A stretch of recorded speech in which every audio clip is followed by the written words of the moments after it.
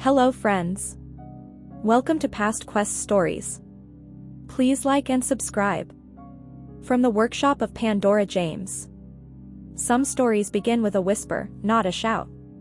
They are carved not from grand quests, but from the quiet, daily courage of claiming what is yours. They smell of lacquer and pine, of tears shed on a cold studio floor, and of the first deep breath of freedom. This is one of those stories. I stood on my grandfather's porch, the winter air biting through my coat, the weight of a box of hand-painted ornaments heavy in my arms. The door swung open before I could knock. "Why the taxi, Pandora?" Grandpa Edmund's voice was a low rumble, his gaze sharp as flint. "What happened to the BMW?" The question, simple and direct, pierced the careful calm I'd wrapped around myself. I opened my mouth, ready to stitch together an explanation, but the truth was a tangled knot of concessions I'd never agreed to. Before I could speak, a voice, bright and polished as a new coin, floated from behind him. My mother, Clarissa, appeared in the halo of the doorway light. "She doesn't have it anymore, Dad." A dismissive wave of her hand.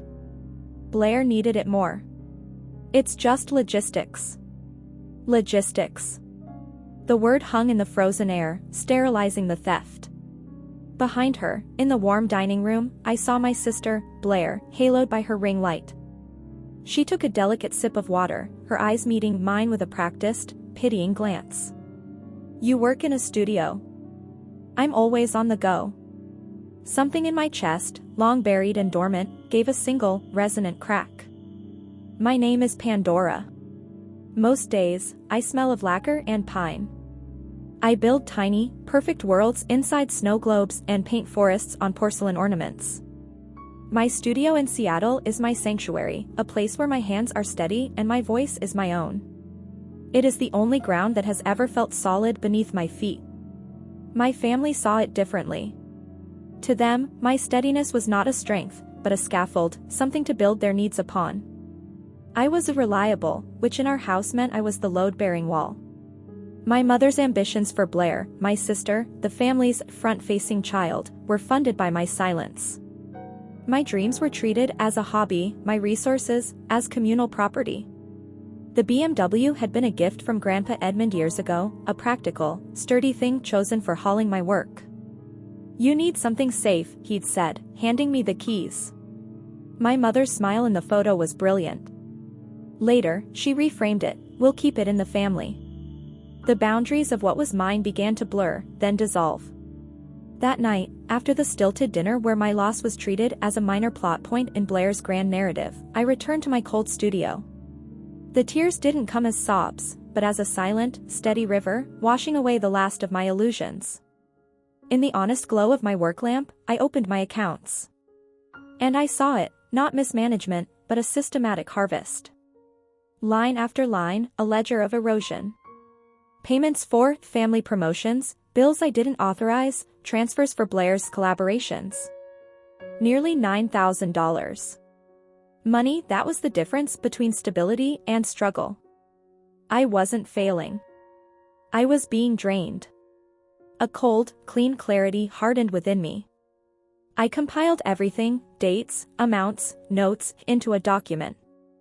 It was not an accusation, it was a testimony. A map of where I had disappeared. When Grandpa called me back the next morning, his voice held no worry, only readiness. I found him at his dining table, which held 2 stacks of paper. One was mine. The other, he explained, was his, documents my mother never knew he kept. "They'll all be here at 10, he said. "Today, it ends. You only need to speak the truth." And I did. When my family arrived, Clarissa with her sharp perfume and sharper smiles, Blair trailing the glow of her digital persona, my father Rowan trying to fold into the wallpaper, the air changed. Grandpa presided not as a patriarch, but as a judge who had already seen the verdict in the evidence. He laid it bare. The taking. The excuses.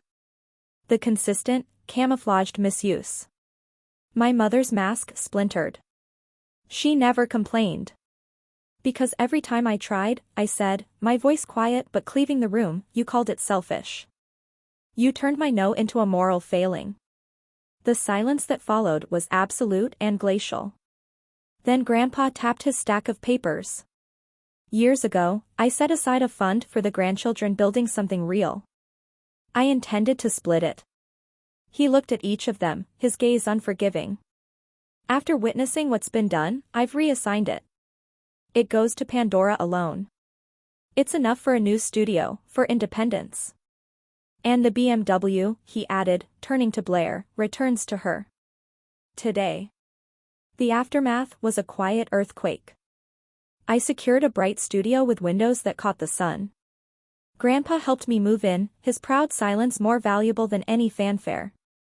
Blair came once, bought an ornament with her own money, and for a moment, we were just sisters, not rivals. My mother's texts now are sugary and laden with implication. I reply with my shop hours. Polite. Boundaried. Free.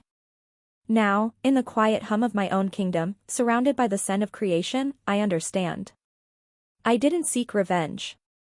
I undertook a quest, a past quest, to reclaim the girl who loved pine and lacquer before she learned to apologize for taking up space. Boundaries aren't walls you build out of spite. They are the doors of a home you finally own. You decide who gets a key. And for the first time, in the beautiful, earned silence, I am home. If you've ever had to journey back to your own name, tell me where you're listening from. And if this story resonated, follow for more tales of quiet reclamation from past quest stories.